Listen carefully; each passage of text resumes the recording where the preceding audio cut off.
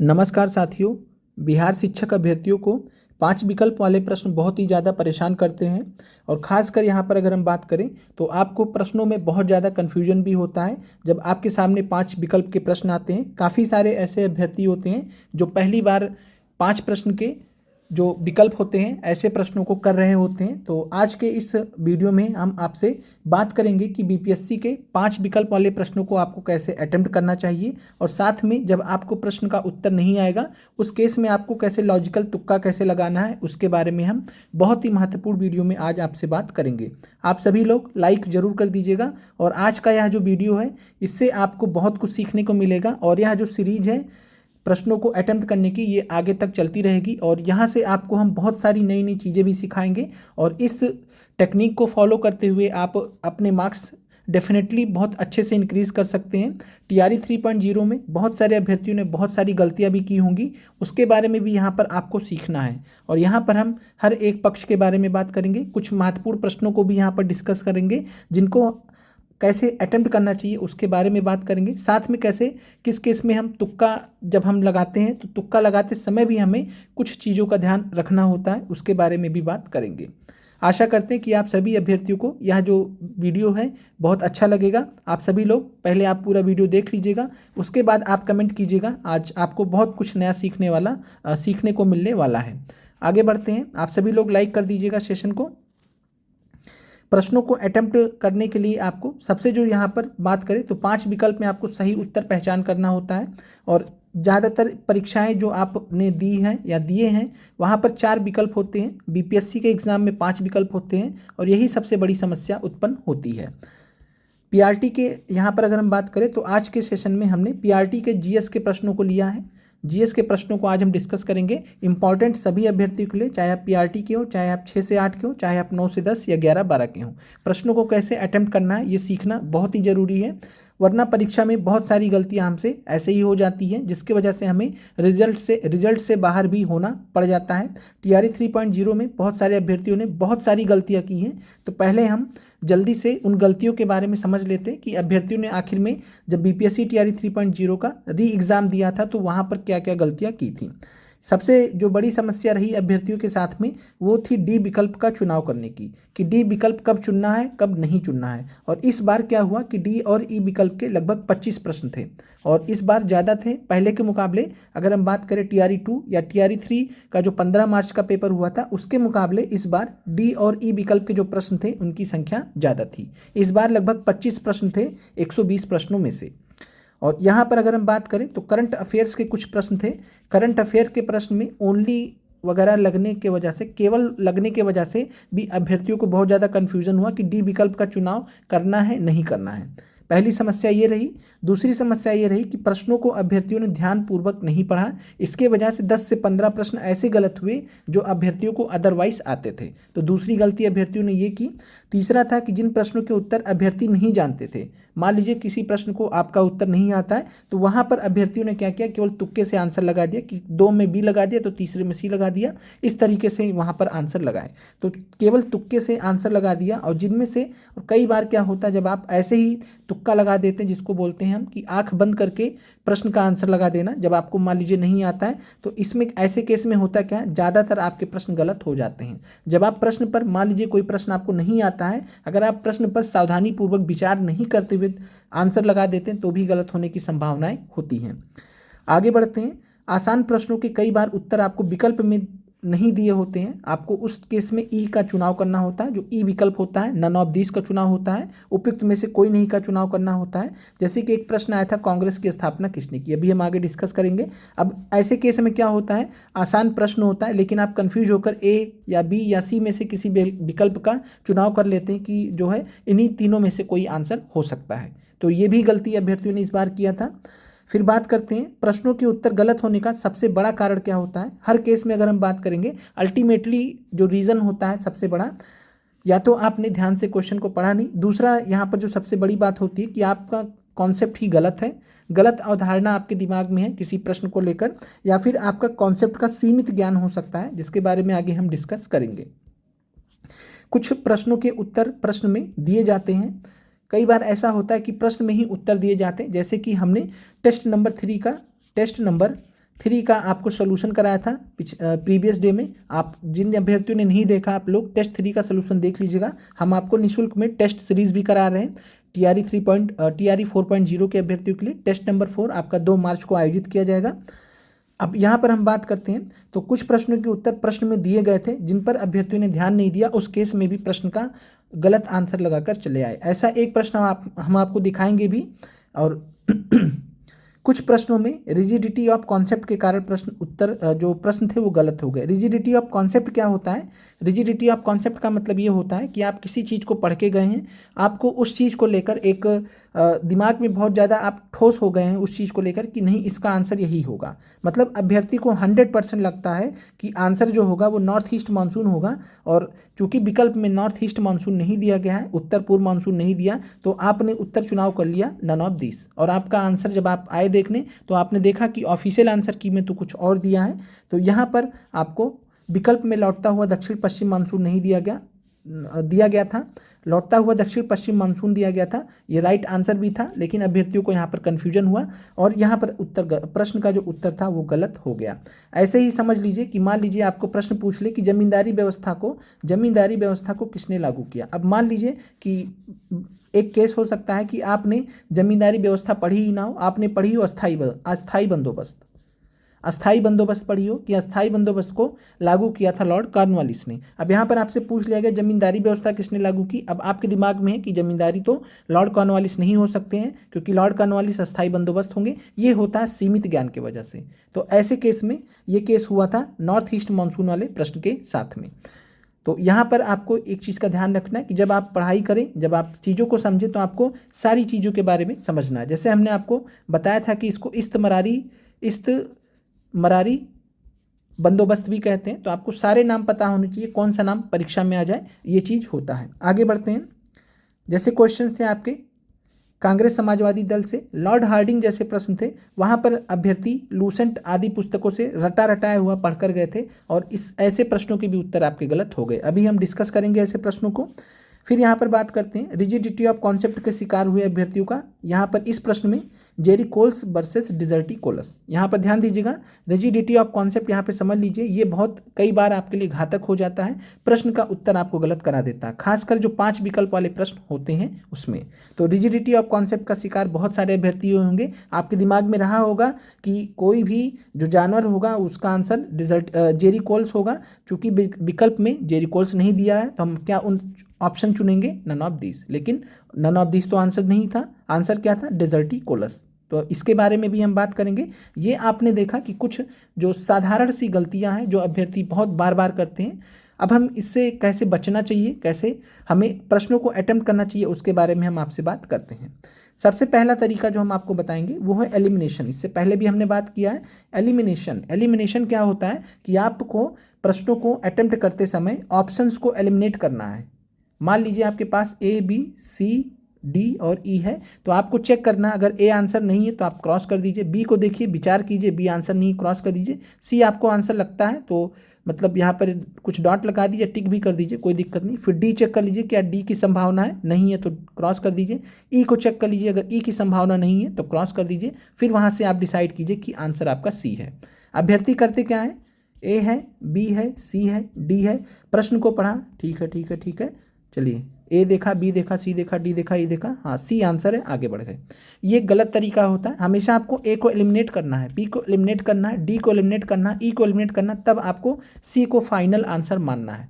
ये आपको हर प्रश्न के साथ में करना होगा। और हमेशा जब आप एलिमिनेशन करते हैं, ध्यान रखिएगा, जब भी आप एलिमिनेशन करते हैं तो आपके पास एक में प्रोटेक्शन हो जाता है, एक सिक्योरिटी लेयर हो जाता है, सेफ्टी वाल्व हो जाता है कि आपका जो प्रश्न है वो गलत होने की संभावना कम होगी। इस चीज़ का आप लोग ध्यान रखिएगा। चलिए आगे बढ़ते हैं। और मान लीजिए किसी प्रश्न का उत्तर अगर आपको डायरेक्टली भी आता हो तब भी आपको एलिमिनेशन करना है। कई बार क्या होता है, आपको डायरेक्टली आता था, आपने B आंसर लगा दिया, बाद में पता चला C भी आंसर था, यानी कि आंसर ओवरऑल D हो गया और आपने गलत कर दिया। तो ये भी आपको ध्यान रखना है। कई बार आपको लगता है ये तो हमको आता ही है, चलो B लगाते हैं, आगे बढ़ते हैं। आपने ना A पे विचार किया, ना C पे विचार किया, ना D पे विचार किया, और प्रश्न का आंसर आप गलत करके चले आए। तो इसीलिए आपको एलिमिनेशन आपको प्रयोग करना जरूरी है। जहाँ पर आपको फैक्ट्स दिए होते हैं, ध्यान रखिएगा, जहाँ पर भी फैक्ट्स आपको दिए होते हैं वहाँ पर आपका केवल एक ही आंसर होता है। जैसे मान लीजिए पूछ लिया गया, एक बीपीएससी में ही पूछा गया सवाल है, कई बार टीआरई में भी, पीआरटी में भी पूछा है, पटना कॉलेज की स्थापना कब हुई। पटना कॉलेज की स्थापना 1861 है, 1863 है, 1865 है। अब एक कॉलेज की स्थापना एक ही वर्ष में तो हो सकती है, 2 वर्ष में तो होगी नहीं। अगर पटना कॉलेज स्थापित होगा या उद्घाटन होगा, कुछ भी होगा, बन के तैयार होगा, तो एक ही बार में तो तैयार होगा ना। तो यहाँ पर आंसर एक ही हमें मिल जाएगा, 1863। इस प्रकार से आपको समझना है, फैक्ट्स जहाँ पर दिए होंगे एक ही आंसर होता है। डी के चांसेस यहाँ पे बहुत कम होते हैं, डी के चांसेस फैक्चुअल सवाल में बहुत कम होते हैं। जैसे अभी हम आगे भी सवाल डिस्कस करेंगे, करंट अफेयर्स में फैक्चुअल क्वेश्चन में वन लाइनर टाइप में एक ही आंसर होता है ज़्यादातर। इस बार का अगर हम छोड़ दें, इस बार टीआरई 3.0 का, पीआरटी का अगर हम छोड़ दें, जो कुछ प्रश्न थे जो आपको बहुत परेशान किए, जिसको हम आगे डिस्कस करेंगे, आज के वीडियो में हम इनको डिस्कस नहीं करेंगे, करंट अफेयर्स वाले इस टाइप के क्वेश्चन। तो वन लाइनर टाइप के जो क्वेश्चन होते हैं जनरली, वहाँ पर आपका हमेशा एक ही आंसर होता है ज़्यादातर केस में। जो डीप प्रश्नों के जो चांसेस होते हैं ऐसे में बहुत कम होते हैं। लेकिन इस बार आपको टीआरई 3 में बहुत ही कह सकते हैं कि स्टेटमेंट वाइज आपको क्वेश्चन दे दिए गए थे, जहाँ से आपको दिक्कतें हुई। डी आंसर वहाँ पर था, हर केस में लगभग डी आंसर था, वहाँ से आपको बहुत सारे प्रश्न भी गलत हुए थे। और मेन बात था गलत होने का कि वहाँ पे ओनली लगा था, और ओनली की वजह से भी अभ्यर्थियों को कन्फ्यूजन हुआ। जायज़ था कन्फ्यूजन होना, ये भी आपको सीखना है। सिंपल प्रश्नों में ई आंसर होता है आपका, कई बार वो आप ध्यान नहीं देते हैं, जिससे आपका प्रश्न गलत हो जाता है। लॉजिकल गेसिंग से आपको ऑप्शंस पर विचार कर सकते हैं।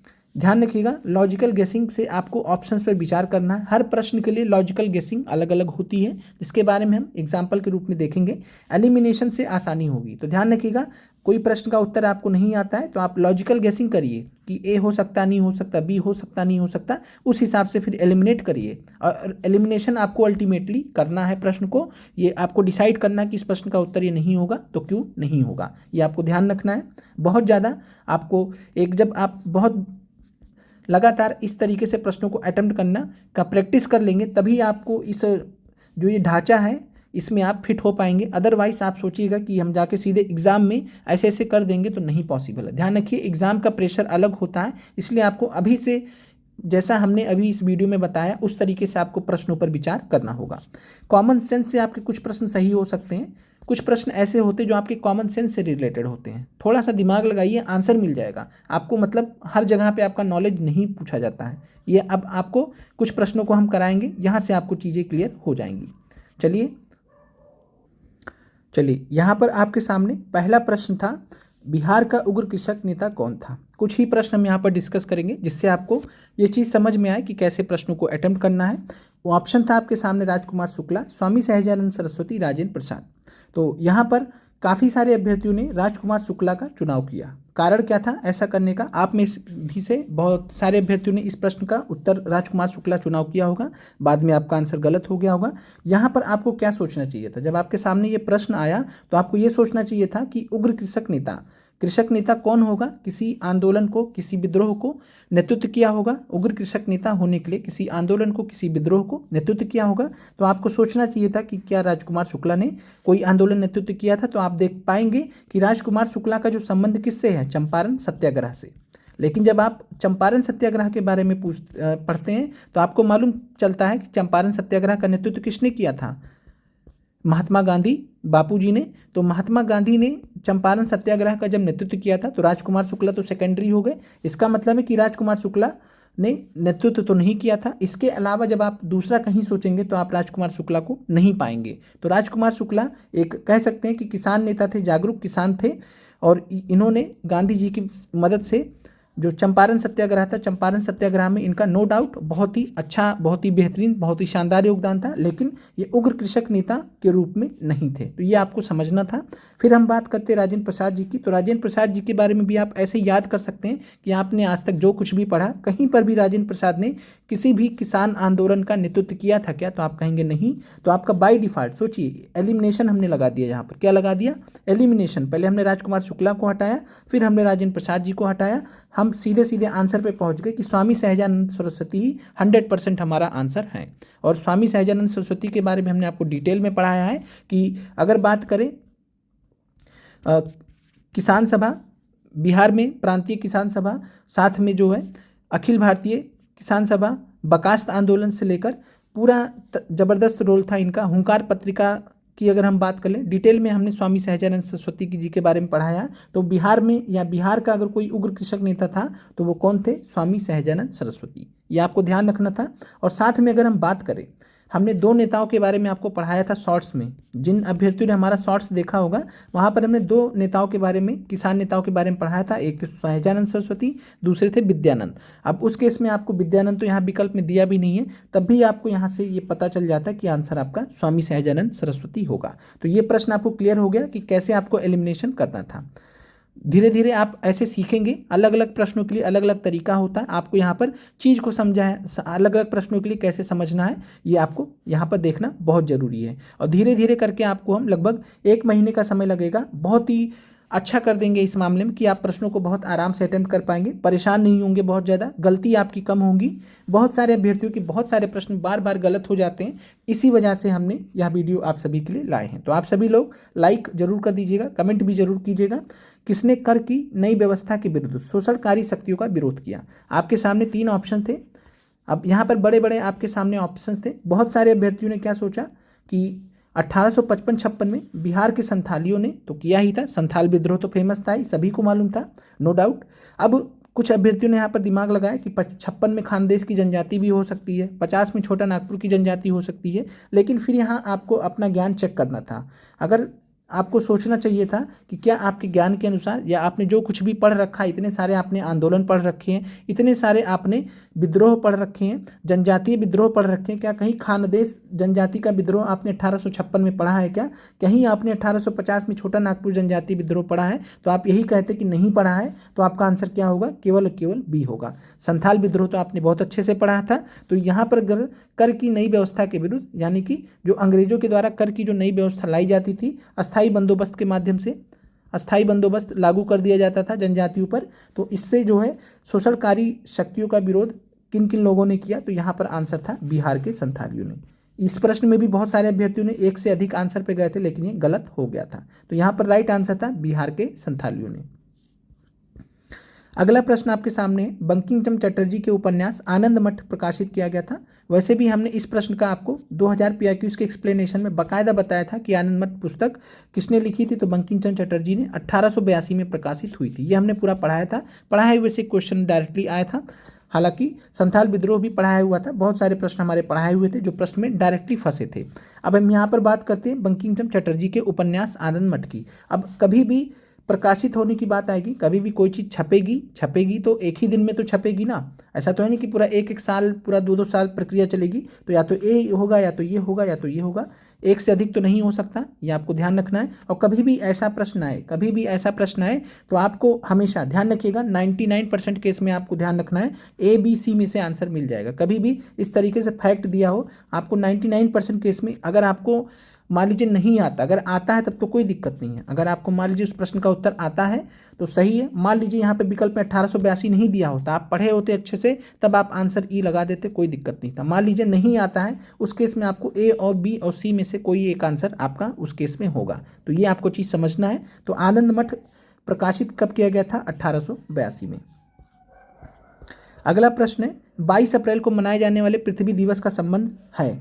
कॉमन सेंस का सवाल है। किसका सवाल है? कॉमन सेंस का। कॉमन सेंस क्या कहता है कि आपका जो सामान्य ज्ञान क्या कहता है, आपका दिमाग क्या कहता है कि आपने 22 अप्रैल को पढ़ा है कि पृथ्वी दिवस मनाते हैं।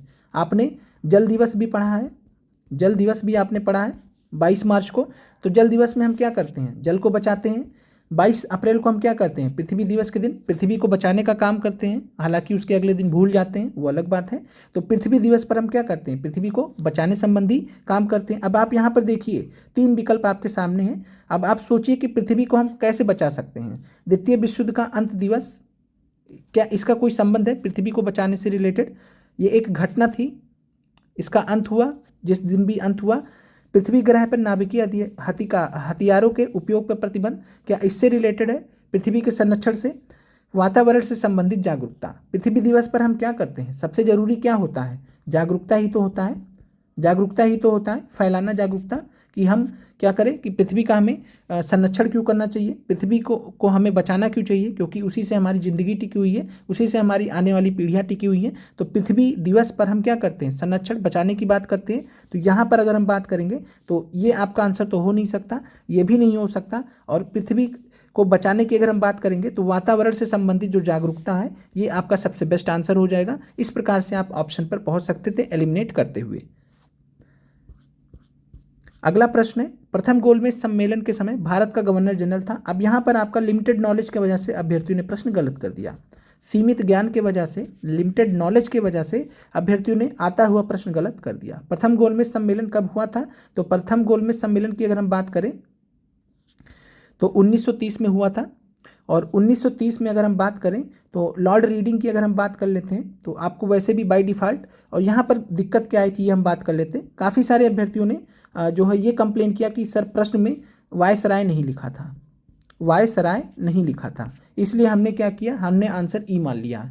हम आपको यहाँ पर आज से फिर से एक नया मंत्र बता रहे हैं, आप सभी लोग समझ लीजिएगा। आज के प्रश्न में टेस्ट नंबर 3 में भी हमने एक चीज़ सिखाया था आपको। क्या सिखाया था, आपको प्रश्न को गलत मानकर कभी भी ई आंसर नहीं लगाना। इस रट लीजिए, दिमाग में बैठा लीजिए, कभी भी प्रश्न गलत है, प्रश्न गलत है उसको सोचकर आपको ई आंसर नहीं लगाना है, वरना आपका क्वेश्चन गया काम से।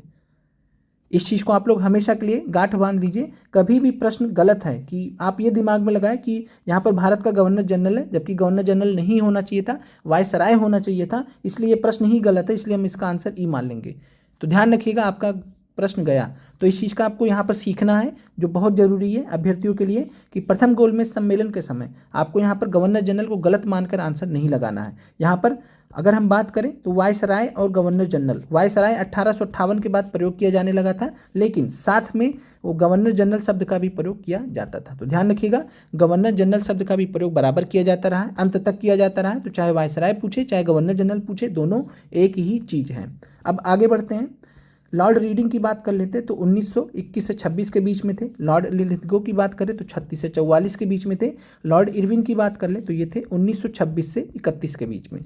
तो 1926 से 31 के बीच में लॉर्ड इरविन थे, और इन्हीं के समय में प्रथम गोलमेज सम्मेलन हुआ था। मान लीजिए कल का आपसे पूछ ले कि असहयोग आंदोलन की अगर बात कर ले कि असहयोग आंदोलन जब शुरू हुआ था तो उस समय कौन था, या असहयोग आंदोलन जब खत्म हुआ तब कौन था, तो असहयोग आंदोलन जब खत्म हुआ था तो लॉर्ड रीडिंग रहे होंगे, जब असहयोग आंदोलन शुरू हुआ होगा तो लॉर्ड चेम्सफोर्ड रहे होंगे। तो प्रथम गोलमेज सम्मेलन के समय भारत का गवर्नर जनरल, तो ये क्लियर हो गया प्रश्न आपको। आंसर आपका क्या है, लॉर्ड इरविन। और कभी भी प्रश्न गलत है ये सोच के आपको ई आंसर नहीं लगाना है, नहीं, काम तमाम हो जाएगा उस प्रश्न का भी और आपका भी। तो इस चीज़ को ध्यान रखिएगा हमेशा के लिए।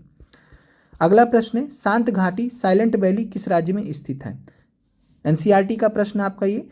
अब यहाँ पर खुद आप सोच सकते हैं कि शांत घाटी है, साइलेंट वैली है, और आपने पढ़ा है कि silent valley national park, silent valley national park. और यहाँ पर आपको फंसा भी नहीं रहा कि केरल के साथ में कर्नाटक दे दिया हो। आपको मालूम है कि दक्षिण में ही कोई राज्य है, केरल है, और आपको फंसाने के लिए कर्नाटक भी नहीं दिया, तमिलनाडु भी नहीं दिया। आपके लिए मध्य प्रदेश बहुत आसान हो गया हटाना, छत्तीसगढ़ आसान हो गया। और घाटी की अगर हम बात करें, शांत घाटी, तो जहाँ पर जो है बात करें यहाँ पर तो केरल से रिलेटेड है, और यहाँ पर आंसर आपका केरल है। तो मध्य प्रदेश और छत्तीसगढ़ को आप इस तरीके से हटा सकते हैं। तो शांत घाटी वाला प्रश्न आपको क्लियर हो गया होगा। आगे बढ़ते हैं, और आप फंसते तब फंसते जब आपको साथ में दे दिया था, तमिलनाडु दे देता, गोवा देता या कर्नाटक दे देता, तब आप फंसते। लेकिन यहाँ पर दो आंसर ही अलग दे दिया, ऊपर का दे दिया, और आंसर आप यहाँ पर आराम से एलिमिनेट कर सकते थे। तो केरल आंसर है इस प्रश्न का।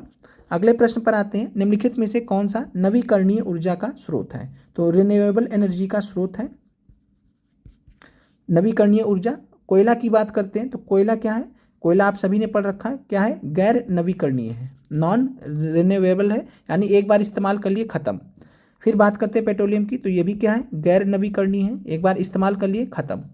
नाभिकीय ईंधन पे अभ्यर्थी फंस गए, क्यों फंस गए अभ्यर्थी ही जाने। यहाँ के मतलब यही था कि आपका कॉन्सेप्ट क्लियर नहीं था। अब नवीकरणीय ऊर्जा क्या होती है, ऐसी ऊर्जा जिसको हम बार बार इस्तेमाल कर सकें। अब आप सोचिए, अगर नाभिकीय ईंधन बना, नाभिकीय ईंधन किससे बनेगा, तो हमने जो न्यूक्लियर रिएक्टर से, न्यूक्लियर रिएक्टर जो होते हैं वहाँ पर नाभिकीय ईंधन बनाते हैं। तो क्या नाभिकीय ईंधन एक बार बना और ख़त्म हो गया, मान लीजिए इस्तेमाल हुआ, ईंधन है, ईंधन बना, ख़त्म हुआ, क्या वो दोबारा से उत्पन्न हो जाएगा, वही ईंधन दोबारा से उत्पन्न हो जाएगा? तो आंसर है नहीं। तो उस ईंधन को हम दोबारा से जब उत्पन्न नहीं कर सकते तो नवीकरणीय कैसे होगा? यहाँ पर आपको ये दिमाग लगाना था। तो नवीकरणीय ऊर्जा का स्रोत ये भी नहीं है, ये तो आपको क्लियर ही है। यहाँ पर अभ्यर्थी फंस गए थे। यहाँ पर आपको सोचना चाहिए था कि नाभिकीय ईंधन एक बार समाप्त हो गया तो दोबारा से हम उसको उसको उत्पन्न नहीं कर सकते हैं। सौर ऊर्जा एक बार हमने इस्तेमाल कर लिया, अगले दिन हम फिर इस्तेमाल कर लेते हैं, सौर ऊर्जा को उसके अगले दिन फिर इस्तेमाल कर लेते हैं, इसीलिए नवीकरणीय है। ये चीज़ आपको समझ में आया होगा। तो यहाँ पर तीनों ही नवीकरणीय नहीं है, तो इसलिए आंसर आपका यहाँ पर नन ऑफ दीज था। अगले प्रश्न पर आते हैं। निम्नलिखित में से कौन सी अंतःस्रावी ग्रंथि नहीं है? इंडोक्राइन ग्लैंड नहीं है, इंडोक्राइन ग्लैंड नहीं है। अब यहाँ पर आप ध्यान से देखते हैं तो आपको मालूम है कि इंडोक्राइन ग्लैंड में अगर हम बात करें तो थायराइड पिट्यूटरी आपने तो कहीं ना कहीं पढ़ रखा है, लैक्रिमल आपने पढ़ा भी नहीं है। तो यहाँ से आपको एक दिमाग में कॉमन सेंस लगाना चाहिए था कि लैक्रिमल जब आपने पढ़ा नहीं है तो यही आपका जो है इंडोक्राइन ग्लैंड नहीं होगा। ये कैसा ग्लैंड है? एक्सोक्राइन ग्लैंड है, एक्सोक्राइन ग्लैंड का उदाहरण है। लैक्रिमल के बारे में हमने एनसीईआरटी में आपको पढ़ाया भी है। तो थायराइड और पिट्यूटरी की अगर हम बात करें तो ये आपका अंतःस्रावी ग्रंथि है, और जो लैक्रिमल है ये अंतःस्रावी ग्रंथि नहीं है। तो यहाँ पर आंसर आपका लैक्रिमल था। तो इस प्रश्न में आपको, ऐसे प्रश्नों में आपको इस तरीके से दिमाग लगाना रहता है कि आपने तो जो पढ़ा थायराइड पिट्यूटरी के बारे में तो डिटेल में पढ़ा है, लैक्रिमल तो कहीं आया नहीं, और अंतःस्रावी ग्रंथियाँ ज़्यादा महत्वपूर्ण होती हैं। इसका मतलब है कि अंतःस्रावी ग्रंथि कौन नहीं हो सकता, तो लैक्रिमल का चांस है कि ये नहीं हो सकता है। अगला प्रश्न है, निम्नलिखित में से विषम को चुनिए। आसान सा प्रश्न था, कॉमन सेंस। सोचिए, कॉमन सेंस का प्रश्न है, विषम चुनना है, और कभी भी विषम चुनना हो तो वहाँ पर आपको कॉमन सेंस का प्रयोग करना होता है। मुंबई है, कोलकाता है, सहारनपुर है, तीन आपके सामने शहर है। मुंबई की बात करें तो आपको पता है कहाँ पर स्थित है, तट के किनारे स्थित है, और ये कैसा शहर है? बंदरगाह शहर है, बंदरगाह शहर है। कोलकाता की भी बात करें तो कोलकाता पोर्ट है, बंदरगाह शहर है, नदी के किनारे स्थित है, ये समुद्र के किनारे स्थित है। सहारनपुर की बात करें और दोनों ही कैसे शहर हैं? बंदरगाह शहर है, पोर्ट सिटीज़ है। और वहीं पे बात करें सहारनपुर की, सहारनपुर के साथ में ऐसा कोई केस नहीं है सहारनपुर के साथ में, तो सहारनपुर पोर्ट सिटी नहीं है। तो इसीलिए आपका आंसर यहाँ पर विषम कौन सा हो जाएगा? सहारनपुर। कॉमन सेंस का प्रयोग किया आपने, थोड़ा सा आपने दिमाग लगाया कि लोकेशन कहाँ कहाँ पर स्थित है, उसी के हिसाब से आपने पता कर लिया। अगला प्रश्न है, लंदन में सर कर्जन वाइली की हत्या किसने की? अब यहाँ पर सामने आपके प्रश्न था बीडी सावरकर, उधम सिंह, मदनलाल ढींगरा। अब यहाँ पर आपने बीडी सावरकर के बारे में बहुत अच्छे से पढ़ा होगा, जानते होंगे आपने कि ये जैसे भी थे ये कम से कम किसी की जान नहीं लिए थे, यानी किसी की हत्या का काम नहीं किए थे। तो बीडी सावरकर आप आराम से एलिमिनेट कर सकते थे कि ये तो आंसर हो नहीं सकता। उधम सिंह के बारे में आप देखते तो आपको ध्यान आता अचानक से कि उधम सिंह ने तो जो है क्या किया था, 1940 में जनरल ओडायर को मारा था। तो 1940 में इन्होंने जनरल डायर को मारा था, तो उधम सिंह तो हो नहीं सकते। तो बाय डिफ़ॉल्ट कर्जन वाइली की हत्या मदनलाल ढींगरा आप यहाँ पर चले जा सकते हैं। मान लीजिए आपको प्रश्न का उत्तर नहीं आता तो कुछ इस प्रकार से जो आपका प्रीवियस नॉलेज होता, जो आपका पूर्व ज्ञान होता, उस प्रकार से आप यहाँ पर सोच के, अब आप यहाँ पर सोचिएगा जो हम आपसे बात बोल रहे हैं यही बात आपको एक लेवल आपका जब आएगा, आप मन में यही बात डिस्कस कर रहे होंगे अपने आप से, सेल्फ से, कि अच्छा ये ठीक है, बी सावरकर नहीं हो सकते, उधम सिंह नहीं हो सकते, अच्छा मदनलाल ढींगरा है, ये आंसर ज़्यादा बेटर। ये होता है एलिमिनेशन। अब आप डायरेक्ट क्या करते हैं, कर्जन वाइली की हत्या किसने की आपको नहीं मालूम है, सोचे ए बी सी क्या लगा दे, क्या लगा दे, A B C A B C A B C, B लगा दिए, आगे बढ़ गए, गलत हो गया। हमेशा यही होता है, कभी भी आप आंख बंद करके तुक्का लगाते हैं, गलत होता है। तो इस चीज़ को आपको ध्यान रखना, सोचना है। आप सोचिए कि क्या आपने पढ़ा है, पढ़ा तो उस हिसाब से एलिमिनेट करिए। अगर आपने मान लीजिए बी सावरकर को ही एलिमिनेट कर दिया आराम से कि अच्छा ये तो नहीं हो सकते, इन्होंने तो किसी को नहीं मारा था, तो बी और सी में तो आपको सोचना है, दो में ही तो आंसर सोचना है। और कभी भी ऐसे प्रश्न जो आपको नहीं आते हो यहाँ नहीं जाना है, ये ध्यान रखिएगा, यहाँ नहीं जाना। हत्या एक ही आदमी करेगा, अलग अलग टाइम पे दो लोग तो एक साथ कर नहीं देंगे, तो यहाँ पर ये भी नहीं होगा। आपको एक दो में से ही चुनाव करना होता है अंततः। इस तरीके से आपको एक सोच विकसित करनी होगी, अचानक से एक दिन में नहीं आ जाएगा, आपको लगातार प्रैक्टिस करते रहना होगा। निम्नलिखित में से कौन सा एक वानस्पतिक हार्मोन है? तो वानस्पतिक हार्मोन, प्लांट हार्मोन आपसे पूछा जा रहा है। यहाँ पर भी एलिमिनेशन करिए। इंसुलिन की बात करें तो जो है हमारे अंदर पाया जाता है, हमारे अंदर पाया जाता है, यानी कि एनिमल हार्मोन हो गया, जानवरों में पाया जाता है तो एनिमल हार्मोन हो गया। एस्ट्रोजन की बात करें हमारे अंदर पाया जाता है, जानवरों में पाया जाता है, एनिमल हार्मोन। ये दोनों कैसे हार्मोन है? ये दोनों एनिमल हार्मोन है। अब एनिमल हार्मोन है तो ये तो आंसर हो नहीं सकते। क्या पूछा है? प्लांट हार्मोन, वनस्पतिक हार्मोन, साइटोकिनिन आपका हो गया। TRE3 के लिए हमने शॉर्ट्स में जो हार्मोन्स थे हमने पढ़ाए थे, वहीं से ये डायरेक्ट प्रश्न आया था। आराम से अभ्यर्थियों ने प्रश्न को सही कर लिया था। तो ये आपने एलिमिनेशन किया, इंसुलिन नहीं हो सकता, एस्ट्रोजन नहीं हो सकता। क्यों नहीं हो सकता? क्योंकि ये एनिमल हार्मोन है, और जब ये नहीं हो सकता तो 100% आंसर क्या हो जाएगा? साइटोकिनिन। तो ये होता है एलिमिनेशन। अगला प्रश्न है, निम्न राष्ट्रीय उद्यानों में से कौन सा एक सही सुमेलित नहीं है? प्रश्न देखा, अभ्यर्थी डर गए, घबरा गए। जब प्रश्न देखा कि अरे ये क्या पूछ लिया, अब समझ ही नहीं आया कि क्या ये पूछ लिया, ये क्या पूछ लिया। ये तो चलो ठीक है। अब यहाँ पर आपने एक चीज़ सोचना था, प्रश्न में आपसे क्या पूछा गया है, आपको घबराना ही नहीं था। क्या पूछा गया? राष्ट्रीय उद्यान। चलिए, क्या पूछा गया? राष्ट्रीय उद्यान पूछा। कौन सा एक सही सुमेलित नहीं है? गुंडी है, तमिलनाडु, मान लीजिए आपको नहीं आता था। बलफक्रम है, मेघालय, मान लीजिए आपको नहीं आता था। ज़्यादातर अभ्यर्थियों को नहीं मालूम था, कोई बड़ी बात नहीं है। अब यहाँ पर आप दिमाग लगाते कि राष्ट्रीय उद्यान आपने पढ़ा होगा बिहार में, कितने राष्ट्रीय उद्यान है बिहार में? आप कहते सर एक। कौन है वो? तो आप कहते वाल्मीकि है। क्या वाल्मीकि राष्ट्रीय उद्यान यहाँ पर दिया है? यहाँ पे प्रश्न में दिया है कि क्या दिया है कि राष्ट्रीय उद्यान आपको पहचानना है।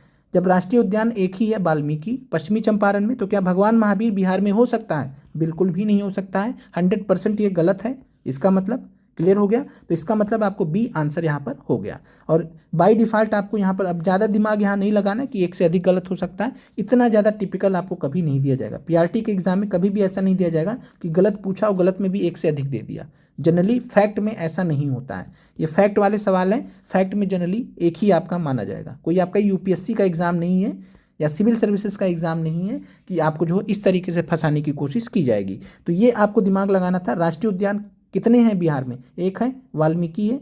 और जब वाल्मीकि है तो भगवान महावीर कैसे हो गया? हटाइए इसको, आंसर आपका हो गया। आप ये नहीं आता था, कोई फ़र्क नहीं पड़ता, ये नहीं आता था, कोई फ़र्क नहीं पड़ता, आप आंसर तक पहुंच गए।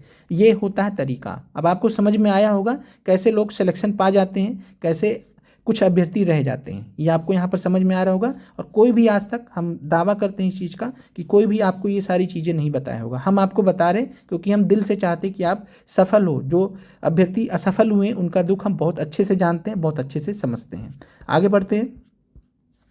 बंगाल के विभाजन को किसके कार्यकाल में वापस लिया गया? ये ऐसा प्रश्न था जिसने अभ्यर्थियों को पागल कर दिया। बहुत सारे अभ्यर्थी थे, बिहार के अभ्यर्थी थे, यूपी के अभ्यर्थी थे, अदर स्टेट के अभ्यर्थी थे। लूसेंट पढ़ के गए, लूसेंट में पढ़ के गए, बहुत सारी किताब पढ़ के गए, वहाँ पे लिखा हुआ था हार्डिंग टू, हार्डिंग टू। अब चल गए देखने कि बंगाल के विभाजन को हार्डिंग टू ही हटाया था, हार्डिंग टू ही वापस लिया था। चल दिए, किसके कार्यकाल में वापस लिया? तो अब Lord Hardinge two, Lord Hardinge two देख रहे हैं, कहीं हार्डिंग टू दिया ही नहीं, हार्डिंग टू दिया ही नहीं है। चल दिए चुपचाप और आंसर लगा दिए, उपयुक्त में से कोई नहीं, आगे बढ़ गए। यहाँ पर आपको सोचना था कि बंगाल के विभाजन को किसके कार्यकाल में वापस लिया गया। यहाँ पर क्या आपको सोचना चाहिए था? क्या आपको यहाँ हार्डिंग वन, यहाँ सोचना चाहिए था कि आपको हार्डिंग टू, ऐसा कुछ विकल्प दिया क्या? लॉर्ड कर्जन, क्या ऐसा कुछ विकल्प दिया है क्या? सिंपल में आपको लॉर्ड हार्डिंग दिया गया था, सिंपल में लॉर्ड हार्डिंग दिया गया था और इतने में आपको पूछा गया था। अब यहाँ पर आपको एक चीज़ समझना था। क्या समझना था? एनसीईआरटी तो अभ्यर्थियों ने पढ़ा नहीं।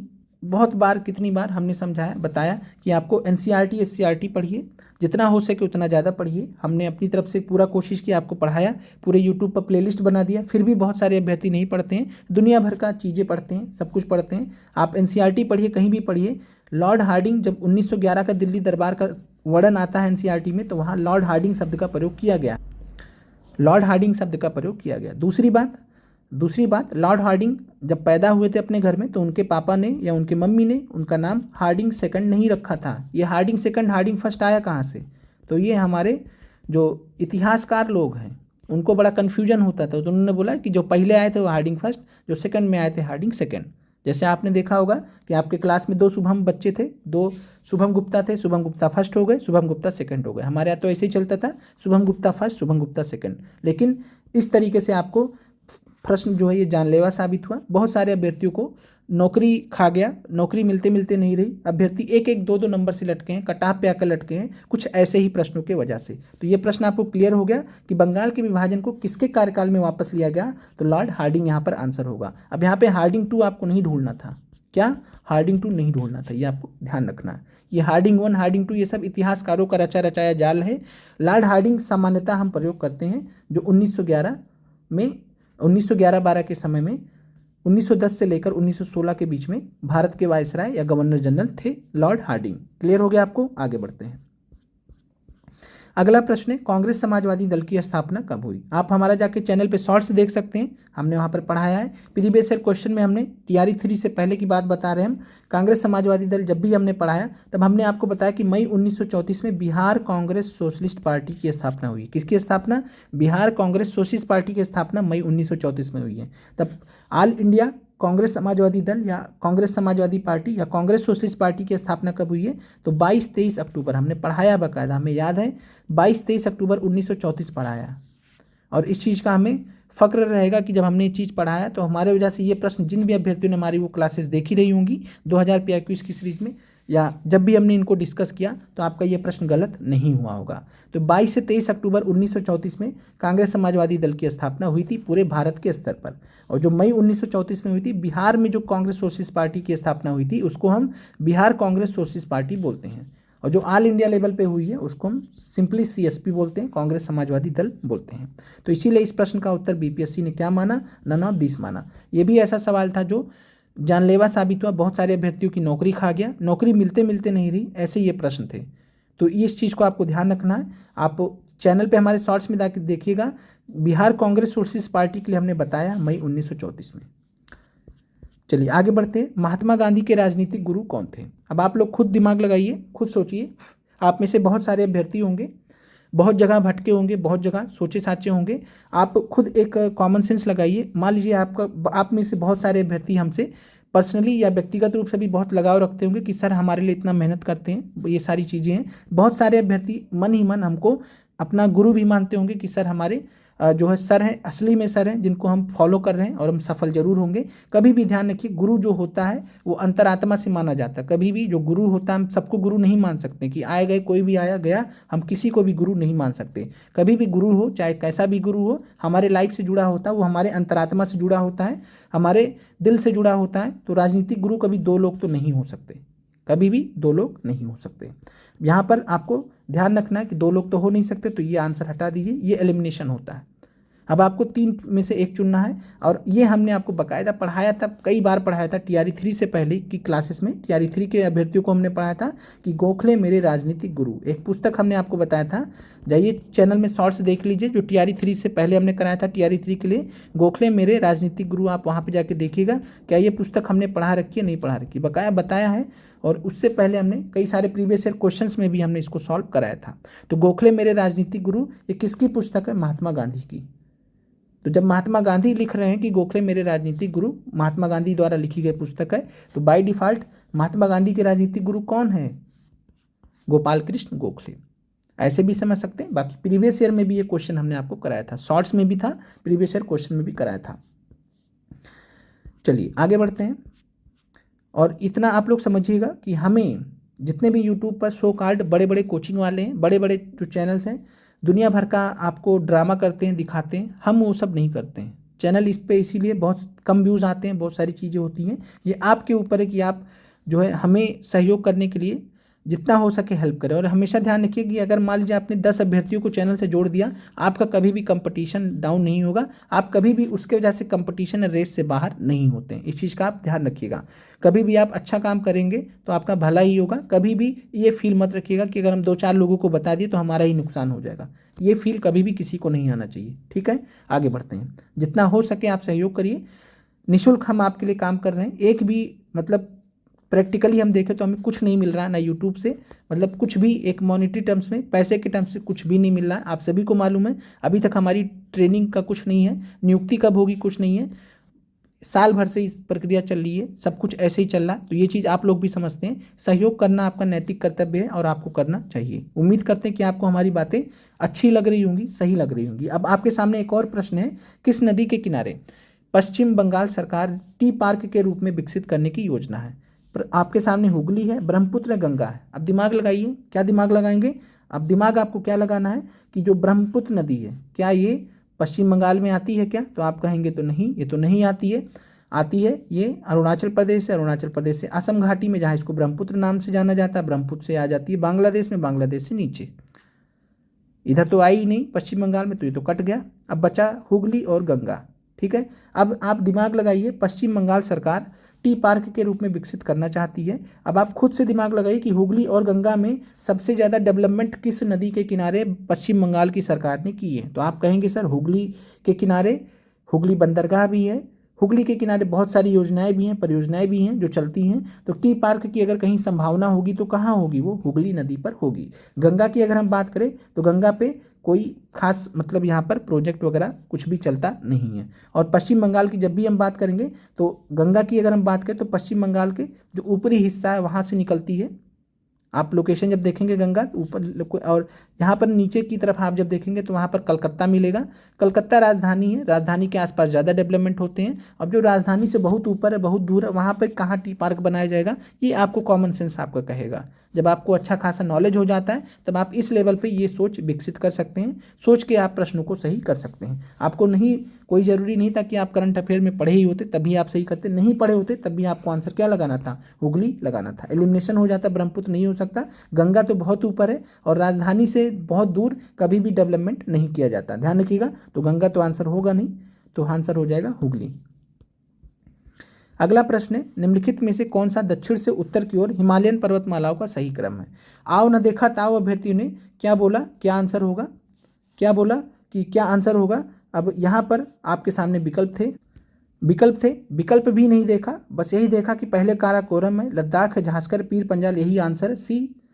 आगे बढ़ गए कि अब तो काम हो गया, सिलेक्शन हो गया, लौट के आए घर पे, देखा कई जगह पे तो आंसर बता रहे हैं लेकिन कई जगह पे नहीं भी बता रहे। फिर ऑफिशियल आंसर किया, झटका लगा, पता लगा ये तो गलत हो गया। क्यों गलत हो गया, क्योंकि अभ्यर्थियों ने ध्यान से प्रश्न को पढ़ा ही नहीं। अभी हमने ऊपर आपसे डिस्कस किया था, ध्यान से प्रश्न को पढ़ा ही नहीं गया, तो यही यहाँ पर डिफॉल्ट है। ये गलती किसकी है, ये आपकी गलती है। इतने जोश में आ गए, मतलब ऑप्शन को ही देख के इतने जोश में आ गए, ना दक्षिण से उत्तर की तरफ देखा, डायरेक्शन देखा ही नहीं, किधर से किधर की तरफ पूछा है, सीधे लगा दिया आंसर आपने, काराकोरम, लद्दाख, झांसकर, पीर पंजाल, ये हो गया आपका गलत। अब दिमाग लगाइए आप, दक्षिण से उत्तर आपने पढ़ा क्या था, उत्तर से दक्षिण। हमने आपको क्या पढ़ाया था, टीआरई 3 के लिए हमने आपको पढ़ाया था, उस टाइम पे हमने आपको क्या पढ़ाया था, हमने आपको पढ़ाया था कि काराकोरम,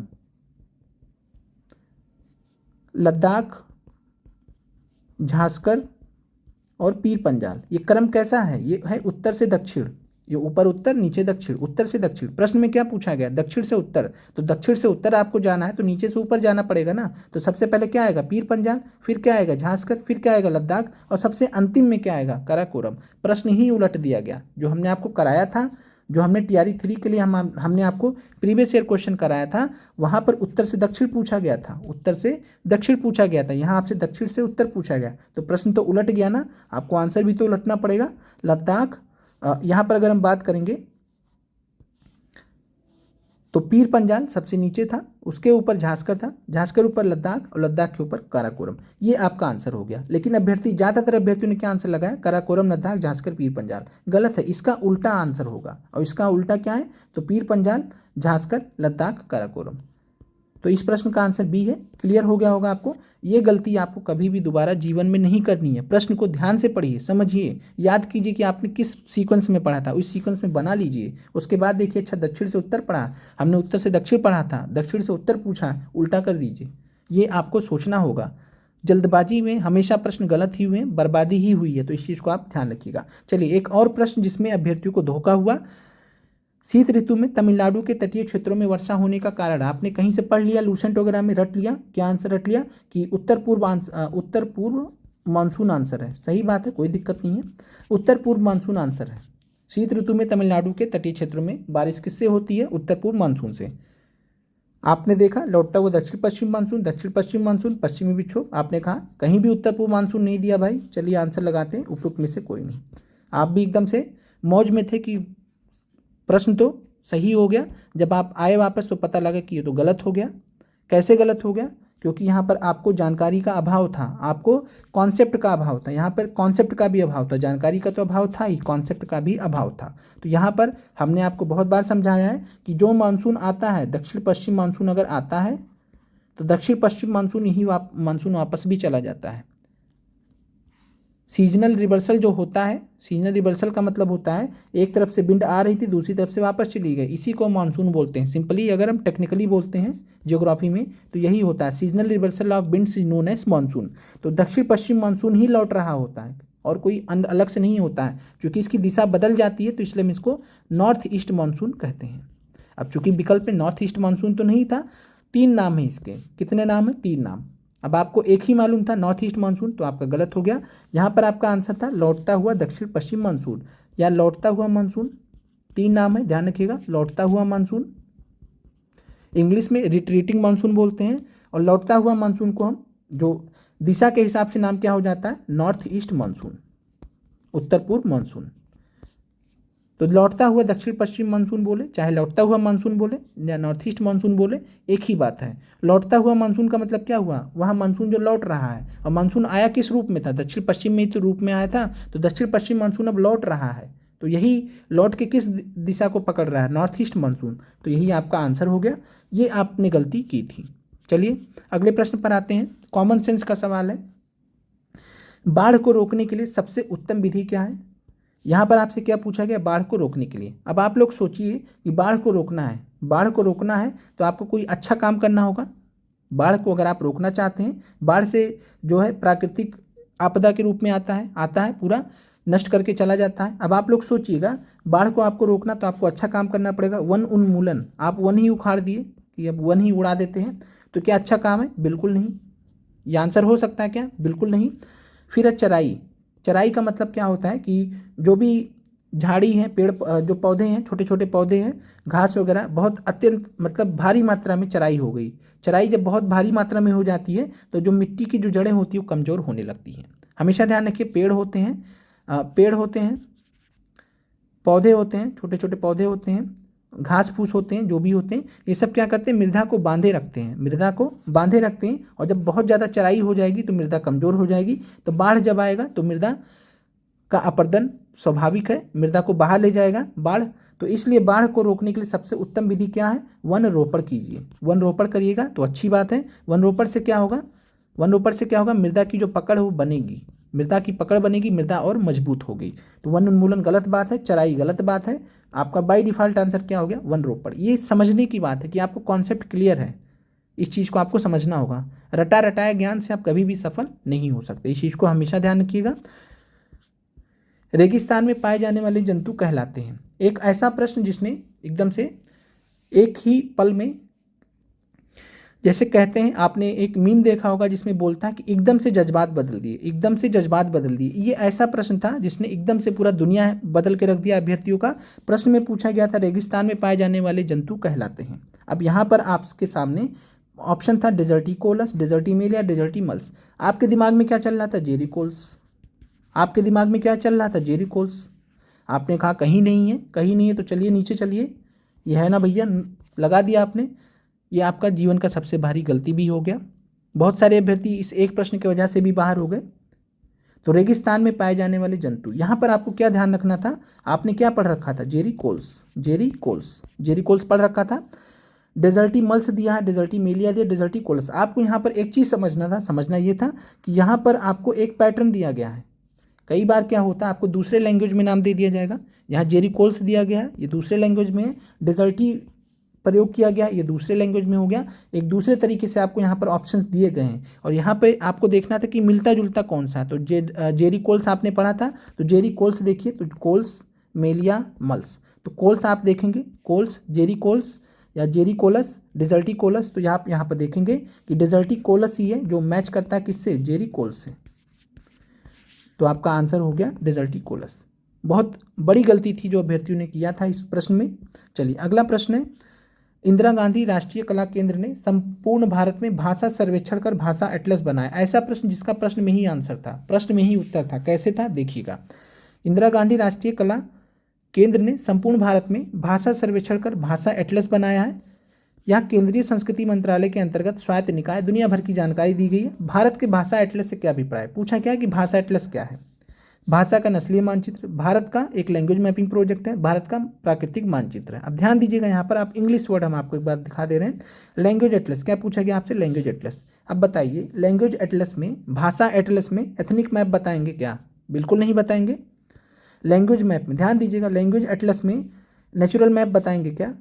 लैंग्वेज में भाषा का मैप होगा ना, भाषा का मैप लैंग्वेज मैप होगा ना, language mapping project of India. देखिए प्रश्न में उत्तर है कि नहीं है? प्रश्न में ही उत्तर है कि नहीं है? ये हो नहीं सकता, ये हो नहीं सकता। क्यों नहीं हो सकता? लैंग्वेज एटलस पूछा जा रहा है और ये लैंग्वेज एटलस बनाया गया है, और लैंग्वेज एटलस होगा तो भाषा से रिलेटेड होगा। भाषा से रिलेटेड कौन सा विकल्प है? ये है क्या भाषा से? नहीं है। ये है क्या भाषा से? नहीं है। ये है आपका आंसर।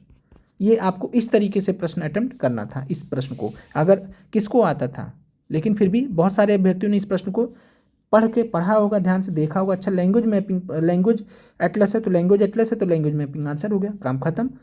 बहुत सारे अभ्यर्थियों ने ए बी सी, चलो सी लगा देते हैं, आगे बढ़ते हैं। या बहुत सारे अभ्यर्थियों को लगा हो कि अच्छा एथनिक मैप बढ़िया, देखने में अच्छा लग रहा है, ये लगा देते हैं। ऐसा नहीं करना था। तो आंसर यहाँ पर लैंग्वेज मैपिंग प्रोजेक्ट है। प्रश्न में ही उत्तर दिया गया था।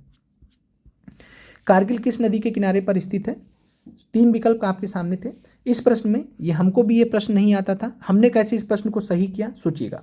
हमने पढ़ा था कि सिंधु नदी के किनारे तो कारगिल नहीं है, झेलम तो अलग ही है, झेलम तो जाएगा नहीं। कारगिल का क्षेत्र ही लद्दाख में है, तो कारगिल जब लद्दाख में तो झेलम तो आंसर होएगा नहीं। सिंधु नदी की बात करें तो सिंधु नदी के बारे में हमने बहुत डिटेल में पढ़ रखा था, यूपीएससी सिविल सर्विसेज में पढ़ रखा था। हमें इतना मालूम था सिंधु नदी के किनारे तो कारगिल नहीं है, और हमने क्या आंसर लगा दिया एलिमिनेशन करके कि ये तो हो नहीं सकता, ये भी नहीं हो सकता, तो आंसर हमारा सुरु नदी आंसर सही था, ऑप्शन सही था।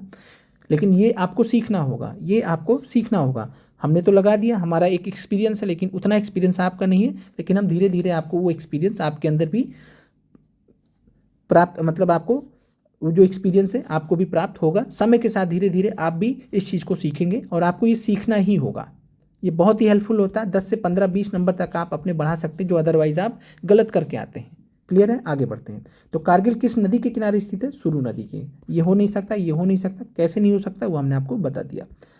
अगला प्रश्न है, एक प्रश्न था, अब ये ऐसा प्रश्न था, हमने आपको बताया कई बार कि कई बार आप फंसिए तो आप अंग्रेजी पढ़िए, कई बार आप फंसिए तो आप अंग्रेजी पढ़िए। लेकिन हिंदी के अभ्यर्थी क्या करते हैं, अंग्रेजी से इतना दूर रहते हैं कि जितना अंग्रेजों से दूर नहीं भागा गया उतना अंग्रेजी से दूर भागते हैं, फिर आपका प्रश्न गलत हो जाता है। क्या पूछा गया है? SPMs are use for tracking air quality and for regulating air pollution. SPM stands for, SPM का फुल फॉर्म पूछा है। हिंदी में क्या दिया है? हवा की गुणवत्ता एवं वायु प्रदूषण नियंत्रण में एसपीएम का प्रयोग होता है। एसपीएम से तात्पर्य, अब आप खुद दिमाग लगाइए, इतना कॉमन सेंस आप खुद लगाइए। क्या एसपीएम का आप फुल फॉर्म इंग्लिश में बता पाएंगे या हिंदी में बता पाएंगे? एसपीएम का फुल फॉर्म आप इंग्लिश में बता पाएंगे या हिंदी में बता पाएंगे? कभी नहीं हिंदी में बता पाएंगे।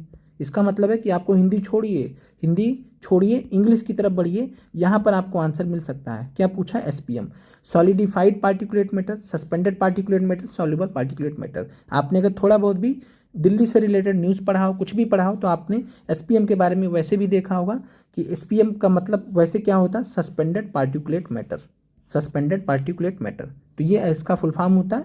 बहुत सारे अभ्यर्थियों ने क्या किया होगा कि एसपीएम का प्रयोग होता है, एसपीएम से तात्पर्य दृढ़ीकृत ये ABC, चलो कुछ लगा दिया, आगे बढ़ गए। ये नहीं करना था। आपको कभी भी फुल फॉर्म पूछेगा, अगर इंग्लिश टर्मिनोलॉजी है तो आपको इंग्लिश में जाना होगा, और जहाँ जहाँ आप फंसिए इंग्लिश में ज़रूर जाइए, क्योंकि इंग्लिश आपको कई बार फंसते फंसते बचा देता, निकाल देता। कई बार आप उस प्रश्न में फंस चुके होते हैं, इंग्लिश कई बार आपको सेव कर लेता, बचा लेता। तो इस चीज़ का आपको ध्यान रखना है। क्लियर है? आगे बढ़ते हैं। हवा की गुणवत्ता, ये आपको क्लियर हो गया। चलिए अगला प्रश्न है, ब्रह्म समाज का प्रभाव मुख्यतः सीमित था। यहाँ क्या पूछा गया? कहाँ सीमित था, किस क्षेत्र में सीमित था? चलिए, ग्रामीण बंगाल है, ग्रामीण और शहरी शिक्षित वर्ग है, शहरी शिक्षित वर्ग है। आप लोग थोड़ा सा कॉमन सेंस लगाते इस प्रश्न पे। दुनिया भर का आपने पढ़ा होगा ब्रह्म समाज के बारे में, राजा राम मोहन राय जी के बारे में। आप लोग जानते थे कि भारत के प्रथम आधुनिक व्यक्ति थे, आधुनिकता बढ़ा रहे थे, मॉडर्निटी बढ़ा रहे थे। सती प्रथा के विरुद्ध में पूरा एक क्रूसेड चला रखा था, धर्म युद्ध चला रखा था सती प्रथा के विरोध में। और अब आप लोग सोचिए कि आधुनिकता 1800 में भारतीयों में कितनी चेतना थी, जो भारतीय लोग थे भारतीयों में कितनी चेतना थी कि वो आधुनिकता को किस लेवल पे फॉलो करते। क्या ग्रामीण लोग, ग्रामीण बंगाल के लोग या ग्रामीण जो लोग हैं, क्या वो आधुनिकता के जो जनक हैं भारत में, जो प्रथम आधुनिक व्यक्ति हैं, ब्रह्म समाज चलाने वाले, तो ब्रह्म समाज का जो प्रभाव है ग्रामीण लोगों तक पहुंचता? कभी नहीं पहुंच पाता, क्योंकि ग्रामीण जो लोग होते हैं, और हमेशा ध्यान रखिए, ग्रामीण जो लोग होते हैं वो होते हैं परंपरागत होते हैं, परंपरावादी होते हैं, रूढ़िवादी होते हैं, परंपरावादी होते, रूढ़िवादी होते हैं, आधुनिकता से बचते हैं, दूर भागते हैं। तो ग्रामीण बंगाल नहीं हो सकता। जब हमारे सामने प्रश्न आया तो हमने कहा ये तो नहीं हो सकता, ये भी हटा दिया, तो आपका आंसर ही बचा ये। ग्रामीण हो ही नहीं सकता, तो आपका क्या बच गया? शहरी शिक्षित वर्ग। कोई भी पढ़ा लिखा वर्ग होगा तो कहेगा कि ब्रह्म समाज तो बहुत अच्छी बातें कर रहा है, ब्रह्म समाज तो आधुनिकता की बातें कर रहा है। शहरी शिक्षित वर्ग कहेगा कि ब्रह्म समाज जो है सती प्रथा के विरुद्ध में धर्मविदु छेड़ रखा, बहुत अच्छी बात है, बहुत गलत बात है, सती प्रथा नहीं होनी चाहिए। लेकिन जो गांव के लोग होते हैं, ग्रामीण लोग होते हैं, वो कहते कि परंपरा में चलता आ रहा है, रूढ़ी में चलता आ रहा है, तो सही ही होगा, क्या ही है। तो इस तरीके से जो रूढ़िवादी लोग होते हैं ये सोचते हैं। तो ब्रह्म समाज का प्रभाव आपको इस तरीके से यहाँ पर समझना था। ग्रामीण बंगाल हो नहीं सकता, तो जब ग्रामीण हो नहीं सकता तो आपका आंसर ही बचा शिक्षित वर्ग, शहरी शिक्षित वर्ग। क्लियर है? आगे बढ़ते हैं। अगला प्रश्न है, which of the following is the important reason for ethnic violence in Manipur from 3 May 2023। इस प्रश्न हमने वैसे आपको बता दें, जो अभ्यर्थी लेट में जुड़े हमसे, जो TRE 3.0 का PRT का आंसर की था, पूरे यूट्यूब पर सबसे जो सटीक आंसर की था वो हमारा ही था। बहुत सारे प्रश्नों में बहुत लंबे समय तक डाउट से सारी चीज़ें रहीं, अंततः जो हमने आपको आंसर की बताया था वही सही रहा। हमारे और जो ऑफिसर एकेडमी है, हमारे और टीचिंग परीक्षा में लगभग 10 से 12-15 क्वेश्चंस का फर्क था। मतलब 10 से 15 क्वेश्चन अभ्यर्थियों के यहाँ से सही आ रहे थे, हमारे यहाँ से 10-10 प्रश्न तक गलत हो जा रहे थे। ये हाल हो रखा था। लेकिन जब अंत में ऑफिशियल आंसर किया है तो हमने जो आंसर बताए थे वही सही हुआ। तो आप इस चीज़ को समझ सकते हैं कि जो बड़े बड़े कोचिंग होते हैं वो दिखावे के लिए जल्दी जल्दी में सबसे पहले आपको आंसर की देंगे, लेकिन कोई ज़रूरी नहीं है कि सही आंसर की दे। तो इस चीज़ को आपको समझना है। Which of the following is important reason for ethnic violence in Manipur from 3 May 2023। यहाँ पर एक शब्द लिखा इंपॉर्टेंट। इंपॉर्टेंट रीजन क्या लिखा है? इंपॉर्टेंट रीजन हिंदी में पढ़िएगा, क्या लिखा है? महत्वपूर्ण कारक। महत्वपूर्ण कारक। अब यहाँ पर बहुत सारे अभ्यर्थियों ने बोला कि यहाँ पर पूछा गया है सबसे महत्वपूर्ण कारक। महत्वपूर्ण का मतलब ही सबसे महत्वपूर्ण समझ लिया। महत्वपूर्ण का मतलब ही सबसे महत्वपूर्ण समझ लिया। अब सबसे महत्वपूर्ण जब समझ लिया तो उन्होंने कहा कि सिर्फ और सिर्फ यहाँ पर आंसर होगा मैतेई समुदाय को जनजाति का दर्जा दिया जाना। हाईकोर्ट का एक फैसला आया था और इसी के पीछे तर्क पे तर्क चलते रहे लंबे समय तक। अभ्यर्थी का दावा था, अभ्यर्थियों का, कि मैतेई समुदाय को जनजाति का दर्जा दिया ना, बस यही आंसर होगा। जिद पे अड़े हुए थे। हमने बताया, बहुत समझाया कि यहाँ पर महत्वपूर्ण कारक दिया है। महत्वपूर्ण कारण में ये सभी आते हैं। महत्वपूर्ण कारण में ये सभी आते हैं। ए भी आता, बी भी आता, सी भी आता, आंसर आपका डी होगा। आंसर BPSC ने क्या ही माना? डी ही माना। तो यहाँ पर आपको समझना था, जब आपसे यहाँ पूछता कि 3 मई 2023 से मणिपुर में जाति हिंसा का तत्कालिक कारण क्या था, जब आपसे पूछता कि तत्कालिक कारक क्या है, तत्कालिक कारण क्या है, तब आप बोलते कि जो जनजाति का दर्जा दिया गया उसके बाद से सब माहौल बहुत ज़्यादा बिगड़ गया। तो इसीलिए तत्कालिक कारण के रूप में हम क्या देखेंगे? मैतेई समुदाय को जनजाति का दर्जा दिया। ये एक्चुअली में तत्कालिक कारक था। महत्वपूर्ण कारक में तो एक से अधिक हो ही सकते हैं ना। सबसे महत्वपूर्ण भी नहीं पूछा गया। अगर सबसे महत्वपूर्ण पूछा गया तो तब एक आंसर होता आपका। इस केस में आप फंस गए और यहाँ पर आंसर एक से अधिक था। क्लियर है? ये प्रश्न आपको समझ में आ गया होगा। आगे बढ़ते हैं। चलिए, बहुत ही एक आसान प्रश्न था आपके सामने। प्रश्न में ही उत्तर था, विकल्प में ही उत्तर था, लेकिन अभ्यर्थी यहाँ भी फंस गए। कैसे फंस गए? प्रश्न था आपके सामने, छितरे हुए वृक्षों वाले घास के मैदान को क्या कहते हैं? छितरे हुए वृक्षों वाले घास के मैदान। यहाँ आपसे क्या पूछा? घास के मैदान। यहाँ क्या दिया? वन। यहाँ क्या दिया? वन। जंगल जंगल, जंगल जंगल। क्या पूछा? घास के मैदान। बाय डिफ़ॉल्ट आंसर क्या हो गया? सवाना। आपको आता था, नहीं आता तो कोई फर्क नहीं पड़ता। तो इस चीज़ को आपको यहाँ समझना होगा। घास के मैदान आपसे पूछा था। कृषि वन है, वन है, 2 प्रकार के वन दे दिए गए, जंगल दे दिए गए, आपको घास का मैदान बताना है। वन तो हो ही नहीं सकता, वन तो हो ही नहीं सकता। क्या बचा? सवाना। सवाना आंसर था। नहीं आता था तो भी आप इस तरीके से लगा सकते थे। और सवाना की बात कर लें तो पूर्वी अफ्रीका महाद्वीप में पाया जाता है सवाना की घास के मैदान। इसके बारे में हमने डिस्कस किया है। और सवाना के जो घास के मैदान हैं, यहाँ पर आप देखेंगे तो बहुत कम वृक्ष पाए जाते हैं। बहुत एक आप क्षेत्रफल में देखेंगे तो बहुत दूर दूर पे वृक्ष मिलेंगे, यानी छितरे हुए वृक्ष हैं, घास के मैदान ज़्यादा हैं, वृक्षों की संख्या बहुत ही कम है। और यहाँ पे एक्चुअली में आपसे घास का मैदान पूछा जा रहा था, 2 ऑप्शन ही 1-1 दे दिया, आप पकड़ लेते। लेकिन तब भी मेन बात क्या था, आप ऑप्शन देख रहे थे, मतलब सोच ही नहीं रहते कि क्या आंसर होगा। तीनों में से कोई एक आंसर होगा और उसी में आप जो है कन्फ्यूज होकर कुछ और भी लगा दिए, कुछ और भी लगा दिए। Answer savanna. आज आपको उम्मीद करते हैं कि सीखने को मिला होगा प्रश्न में। अब ये यहाँ पर आपके सामने आखिरी प्रश्न है आज का। 1885 में भारतीय राष्ट्रीय कांग्रेस की स्थापना किसने की? आपने पढ़ा होगा, फिर भी गलत किया होगा। आपने पढ़ा होगा कि ए.ओ. ह्यूम संस्थापक थे। ए.ओ. ह्यूम हमने भी पढ़ाया था आपको टीआरई 3 के लिए। ए.ओ. ह्यूम संस्थापक थे भारतीय राष्ट्रीय कांग्रेस के। फिर भी आपने क्या किया, देखा ए.ओ. ह्यूम तो दिया नहीं है, सुरेंद्रनाथ बनर्जी, गोपाल कृष्ण गोखले, दादा भाई नौरोजी। कई अभ्यर्थियों ने दादा भाई नौरोजी लगा दिया, कई अभ्यर्थियों ने सुरेंद्रनाथ बनर्जी लगा दिया, कई अभ्यर्थियों ने गोपाल कृष्ण कुछ भी लगा दिया। ए.ओ. ह्यूम नहीं था तो आपको नन ऑफ दिस पे जाना चाहिए था। जो हमने आपको बताया, कई बार आसान प्रश्न नोट कर लीजिएगा, कई बार आसान प्रश्नों के उत्तर आपको नहीं मिलते हैं, वहाँ के लिए आपको नन ऑफ दिस की तरफ जाना होता है। जिस प्रश्न में नहीं जाना था आप वहाँ चले गए, जो हमने ऊपर डिस्कस किया। आपने प्रश्न को ही गलत मानकर नन ऑफ दिस पे चले गए। और यहाँ पर बहुत सारे अभ्यर्थियों ने क्या किया, भारतीय राष्ट्रीय कांग्रेस की स्थापना किसने की थी, तो यहाँ पर आपको उपयुक्त में से कोई नहीं चुनना था, लेकिन आप कन्फ्यूज हुए और तीनों में से एक रट लीजिए। जब आप कई बार आप कॉन्सेप्ट में एग्ज़ाम के प्रेशर में फंस जाते हैं, हमारे साथ में आप जुड़े रहेंगे, कभी नहीं फंसेंगे। कभी भी भारतीय राष्ट्रीय कांग्रेस की स्थापना की बात है, ओनली वन पर्सन, और कौन है वो, अलेक्जेंडर ऑक्टेव ह्यूम, यही है संस्थापक, दूसरा कोई है ही नहीं। तो दूसरा जब कोई है ही नहीं तो ये हो ही नहीं सकते, ये आपका आंसर हो गया, उपयुक्त में से कोई नहीं। उम्मीद करते हैं कि आज की जो क्लास है इससे आपको सीखने को मिला होगा। कमेंट कीजिएगा कि आप ऐसी क्लासेस और भी चाहते हैं। मिलते हैं आप लोगों से अगले वीडियो में। आप लोगों का देखने के लिए धन्यवाद।